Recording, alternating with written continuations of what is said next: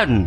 Assalamualaikum warahmatullahi wabarakatuh. Perkenalkan, saya Tika Rahmadani dari Prodi Pendidikan Bahasa dan Sastra Indonesia, kelas A, dengan NIM 2305076022. Pada kesempatan kali ini, saya akan membahas mengenai teori hermeneutika dalam kritik sastra. Tanpa berlama-lama lagi, mari kita simak ke videonya. Materi pertama yang akan kita bahas yaitu mengenai definisi hermeneutika. Secara tradisional, hermeneutika diartikan sebagai teori atau ilmu penafsiran. Teori ini berasal dari bahasa Yunani hermeneuein, yang berarti menafsirkan atau menerjemahkan sesuatu ke dalam bahasa seseorang. Secara lebih umum, hermeneutika memiliki arti sebagai sejumlah pedoman untuk pemahaman teks-teks yang bersifat otoritatif seperti dogma dan kitab suci. Dalam konteks ini dapat disimpulkan bahwa hermeneutika adalah menafsirkan berdasarkan pemahaman yang sangat mendalam. Materi selanjutnya yaitu mengenai pendekatan hermeneutika. Hermeneutika merupakan salah satu pendekatan yang digunakan untuk menganalisis suatu teks. Saat ini, hermeneutika banyak digunakan dalam kajian teks hampir di segala bidang keilmuan, antara lain filsafat, sastra, seni, sejarah, dan hukum. Selanjutnya yaitu mengenai sejarah hermeneutika. Hermeneutika awalnya berkembang dalam teologi khususnya untuk menafsirkan teks-teks keagamaan.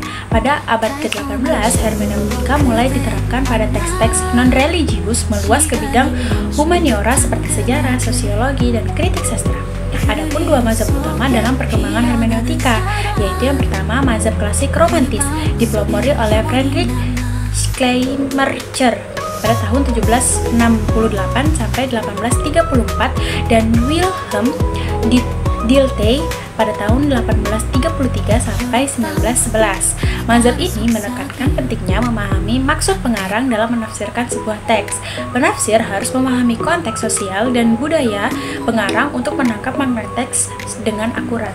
Mazhab yang kedua yaitu mazhab hermeneutika subjektif, dipelopori oleh Martin Heidegger pada tahun 1889 sampai 1976 dan dikembangkan oleh Hans Georg Gadamer pada tahun 1900 sampai 2002. Mazhab ini berfokus pada peran penafsir yang memahami teks berdasarkan konteks dan pengetahuan mereka sendiri. Terlepas dari maksud pengarang, penafsiran dianggap sebagai proses yang subjektif dan bervariasi sesuai dengan latar belakang penafsir. Dalam tradisi Islam, hermeneutika diadopsi dalam bentuk il-at-tawil dengan dua pendekatan, tafsir bil-matsur yang objektif dan tafsir bil-ra'i yang subjektif. Hermeneutika memainkan peran penting dalam kritik sastra, membantu memahami makna serta nilai dalam teks sastra, termasuk dalam konteks sastra Arab yang dikembangkan oleh kritikus seperti Abdul Al-Qaril Al-Jurjani. Selanjutnya yaitu jenis-jenis hermeneutika. Bleixer mengelompokkan garapan hermeneutika dalam 3 jenis, yaitu yang pertama hermeneutika metodologis. Model ini memfokuskan pembahasannya pada problematika dalam penafsiran secara umum.